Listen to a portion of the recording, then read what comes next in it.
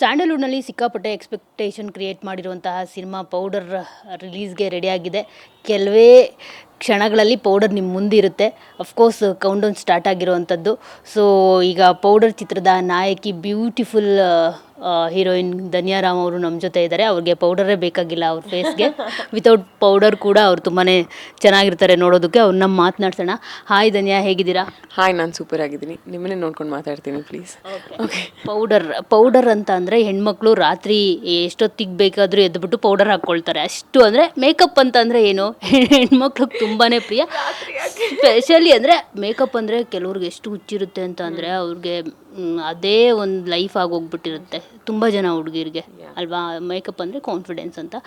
ಜೊತೆಗೆ ಈ ಪೌಡರ್ ಅಂತ ಅಂದರೆ ಎಷ್ಟು ಇಂಪಾರ್ಟೆಂಟ್ ಅಂದರೆ ಮಕ್ಕಳಾಗಿರ್ಬೋದು ಹೆಣ್ಮಕ್ಳಾಗಿರ್ಬೋದು, ಸ್ಪೆಷಲಿ ನಮಗೆ ಮಕ್ಕಳಿದ್ದಾಗ ಫಸ್ಟ್ ನಮ್ಗೆ ಹಾಕೋದೇ ಟಾಕಮ್ ಪೌಡರು ಮತ್ತು ಜಾನ್ಸನ್ಸ್ ಬೇಬಿ ಪೌಡರು. ಸೊ ಎಷ್ಟೋ ಜನ ಸ್ನೋ ನೋಡೋವರೆಗೂ ಜಾಸ್ತಿ ಯೂಸ್ ಮಾಡಿರೋದೇ ಹೆಣ್ಮಕ್ಳು ಪೌಡರ್ ಸ್ಪೆಷಲಿ. ಸೊ ಈ ಪೌಡರ್ ಅಫ್ಕೋರ್ಸ್ ಪೌಡರ್ ಅಂದಾಗ ಅದು ಹೆಣ್ಮಕ್ಳು ಬ್ರ್ಯಾಂಡ್ ಅಂತಲೇ ಹೇಳ್ಬೋದು. ಈ ಆ್ಯಂಗಲಲ್ಲಿ ಹೇಳೋದಾದರೆ ಸೊ ಏನು ಹೇಳ್ತೀರಿ, ಎಷ್ಟು ಸ್ಪೆಷಲ್ ನಿಮಗೆ ಈ ಸಿನಿಮಾ? ಈ ಸಿನಿಮಾ ನನಗೆ ತುಂಬಾ ಸ್ಪೆಷಲ್. ಯಾಕೆಂದರೆ ಮೊದಲನೇದಾಗಿ ಇದು ನನ್ನ ಮೊದಲನೇ ಕಾಮಿಡಿ ಸಿನಿಮಾ. ಅಂದರೆ ಇಲ್ಲಿವರೆಗೂ ನಾನು ಮಾಡ್ಕೊಂಬಂದಿರೋದು ರೊಮ್ಯಾನ್ಸ್ ಇತ್ತು, ಮಿಸ್ಟ್ರಿ ಇತ್ತು.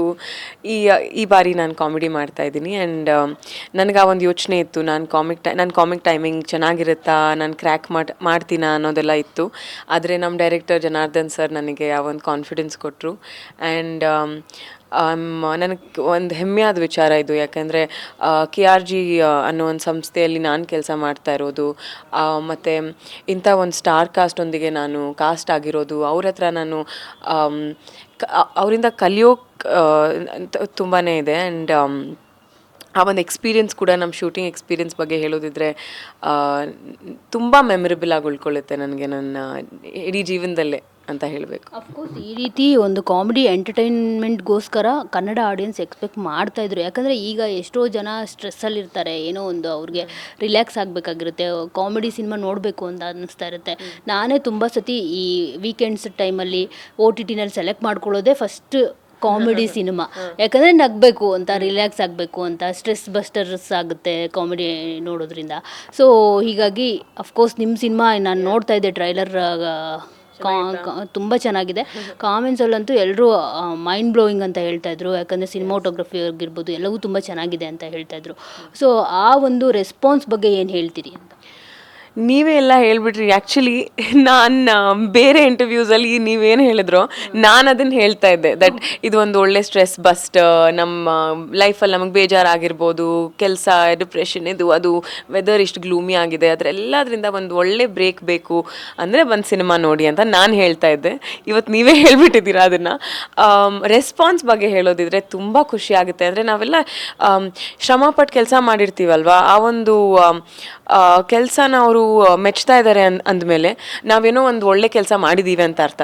ಆ್ಯಂಡ್ ಆ ಕೆಲಸಕ್ಕೆ ಒಂದು ಜಸ್ಟಿಫಿಕೇಷನ್ ಸಿಗುತ್ತೆ ಅಲ್ವಾ. ಸೊ ಖುಷಿ ಆಗುತ್ತೆ, ತುಂಬ ಖುಷಿ ಆಗುತ್ತೆ. And from the bottom of my heart I am very grateful ನಮ್ಮ ಆಡಿಯನ್ಸಸ್ ಇದನ್ನು ಒಪ್ಪಿದ್ದಾರೆ ಅಂತ.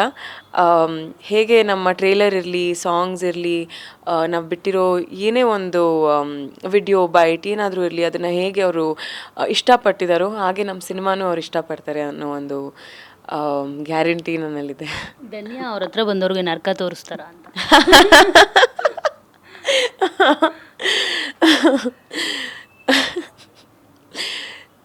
ಅದು ಡಿಪೆಂಡ್ ಆಗುತ್ತೆ ಅದ್ರ ಮೇಲೆ. ಅಂದರೆ ಅವ್ರು ನನ್ನ ಜೊತೆಗೆ ಹೇಗೆ ಬಿಹೇವ್ ಮಾಡ್ತಾರೆ ಅಂತ. ಸ್ವರ್ಗಾನೂ ತೋರಿಸ್ಬೋದು, ನರ್ಕನೂ ತೋರಿಸ್ಬೋದು.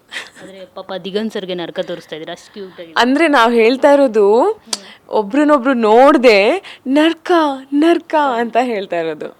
That is the situation.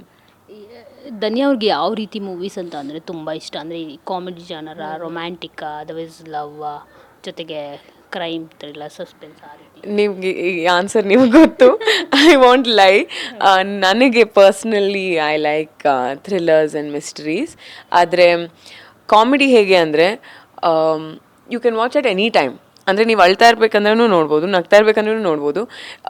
ಮಿಸ್ಟ್ರಿನ ನೀವು ಫೋಕಸ್ ಮಾಡಿ ನೋಡಬೇಕಾಗತ್ತೆ ಅಲ್ಲ, ಅಂದರೆ ಏನೋ ಒಂದು ಲಾಜಿಕ್ ಇರುತ್ತೆ ಅದಕ್ಕೆಲ್ಲ.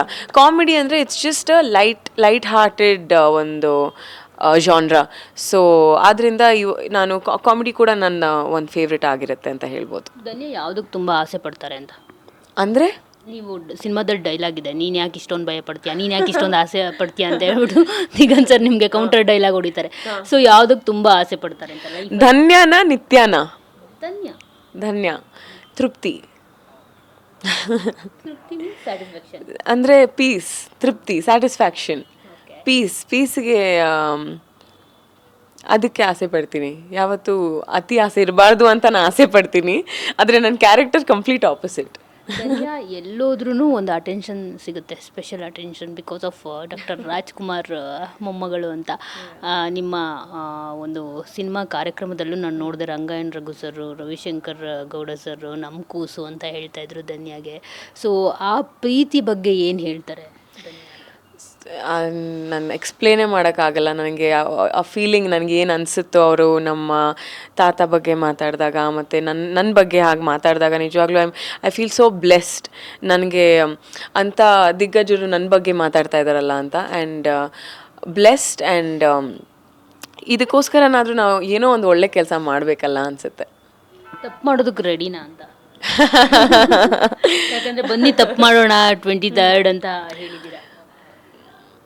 ಅದನ್ನು ನೀವು ನಾಳೆ ನೋಡಬೇಕು. ಇನ್ನು ಈ ಸಿನಿಮಾ ಟೈಟಲ್ ಬಂದ್ಬಿಟ್ಟೆ ಪೌಡರು. ಸೊ ಈ ಪೌಡರ್ ತಗೊಂಡ್ರೆ ಎಲ್ಲೋ ಹೋಗ್ತಾರೆ, ಯಾವುದೋ ಲೋಕಕ್ಕೆ ಹೋಗ್ತಾರೆ ಅಂತ ಹೇಳಿರೋವಂಥದ್ದು ಟ್ರೈಲರಲ್ಲಿ. ಸೊ ನನಗೊಂದು ಕ್ಯೂರಿಯಾಸಿಟಿ, ಧನ್ಯಾ ಅವರು ಇಂಡಸ್ಟ್ರಿನಲ್ಲಿ ಈ ಪೌಡರ್ ಕೊಟ್ಟು ಯಾರನ್ನಾದ್ರೂ ಯಾವುದಾದ್ರೂ ಲೋಕಕ್ಕೆ ಕಳಿಸಿ ಏನಾದರೂ ಫನ್ ತಗೋಬೇಕು ಅಂತಂದರೆ ಯಾರನ್ನ ಕಳಿಸ್ತಾರೆ ಅಂತ? ಈ ಪೌಡರ್ ನಮ್ಮ ಸಿನಿಮಾದಲ್ಲಿ ಮಾತ್ರ ಇರಲಿ, ಬೇರೆ ಎಲ್ಲೂ ಹೋಗದೆ ಇರಲಿ ಅಂತ ನಾನು ಬಯಸ್ತೀನಿ. ಈ ಸಿನಿಮಾದಲ್ಲಿ ನಾವು ಕನ್ಸಂಪ್ಷನ್ನ ಯಾವುದೇ ಒಂದು ಕಡೆನೂ ನಾವು ಪ್ರಮೋಟ್ ಮಾಡಿಲ್ಲ. ನಾವು ಮಾತಾಡ್ತಾ ಇರೋದು ಡೀಲ್ ಬಗ್ಗೆ. ಅಂದರೆ ಒಂದು ಕನ್ಸೈನ್ಮೆಂಟ್ ಸಿಕ್ಕಿದ್ರೆ ಮೂರು ಜನ ಐ ಥಿಂಕ್, ನಾನು, ದಿಗಂತ್ ಅವರು ಮತ್ತು ಅನಿರುದ್ಧ್, ನಮಗೆ ಒಂದು ಕನ್ಸೈನ್ಮೆಂಟ್ ಹೇಗೋ ಸಿಕ್ಬಿಡುತ್ತೆ. ಅದ್ರ ಜೊತೆಗೆ ನಾವೇನು ಮಾಡ್ತೀವಿ, ಎಲ್ಲಿ ಸಿಕ್ಕಾಕೊಳ್ತೀವಿ, ಅದೇ ಕತೆ.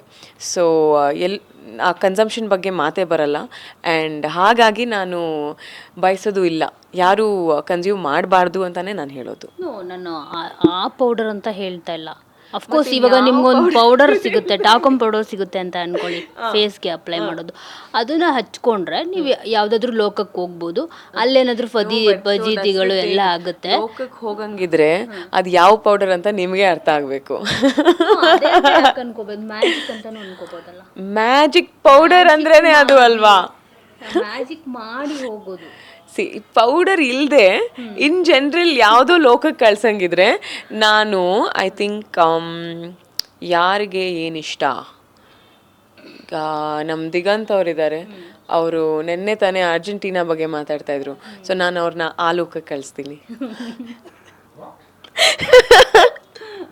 ತುಂಬಾ ಕಡೆ ಹೋಗ್ತಿರ್ತಾರೆ. ಅಪ್ಪು ಮಾಮ saying you should go to Argentina ಅಲ್ಲ?